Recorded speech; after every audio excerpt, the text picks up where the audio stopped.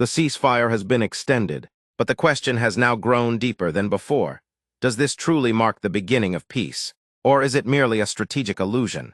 A pause designed to convince the world that the situation is under control, while tensions continue to escalate beneath the surface. On global platforms, when leaders like Donald Trump speak of de-escalation and a return to stability, it briefly creates the impression that the crisis has been averted. However, the sensitive maritime corridor of the Strait of Hormuz challenges this narrative every single day. This strait is not just a narrow stretch of water. It is one of the most critical Arabic noon, Arabic half, Arabic Khalif, Arabic Tot of global energy security. The oil and gas supplies that pass through it power the global economic system, which is why even the smallest disruption here can trigger far-reaching international consequences. At present, the region may not resemble a conventional battlefield, but that is precisely what makes it so dangerous. It represents a silent war, where strategy speaks louder than weapons, where every move is calculated, and every step is aimed at maximizing pressure while avoiding direct confrontation. Increased surveillance of shipping routes, obstacles faced by oil tankers, and occasional disruptions, these do not echo like the sounds of war, yet their cumulative impact can be just as profound as a major military strike. Experts describe this situation as a war of attrition, where the objective is not to defeat the opponent in a single blow, but to gradually weaken their economic strength, supply chains, global influence, and confidence until they are forced to yield.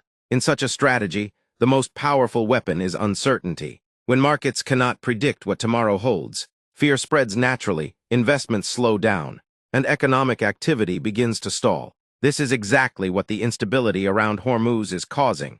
Fluctuations in oil prices, volatility in energy markets, and growing anxiety in international trade all indicate that even without open conflict, the world is already feeling the impact. Countries like India, which rely heavily on energy imports, could be directly affected by these tensions. Rising fuel prices, inflationary pressure, and the strain on everyday life are likely consequences. Moreover, if tensions escalate further, global supply chains could face disruptions, increasing production costs, affecting industries, and ultimately impacting employment and economic growth. Perhaps the most dangerous aspect of this entire situation is the absence of a clear, red line.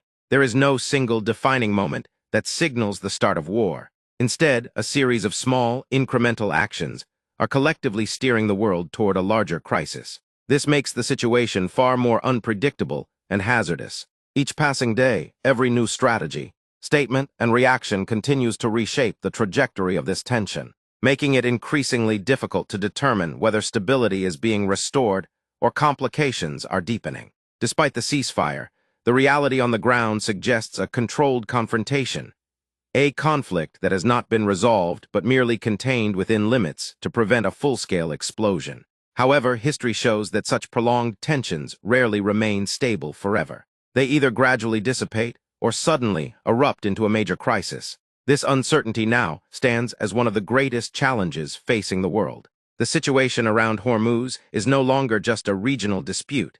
It has evolved into a critical issue tied to global power balance, energy politics, and economic stability. Every nation is now a stakeholder in this complex strategic game. In the coming times, it will be crucial to see whether diplomacy can ease these tensions, or whether strategic maneuvers will push the situation further into complexity. Because even a small miscalculation, a wrong assumption, or an unexpected incident could disrupt this fragile balance and push the world toward a larger crisis. In such a context, it would not be wrong to say that despite the ceasefire, the real conflict has not ended.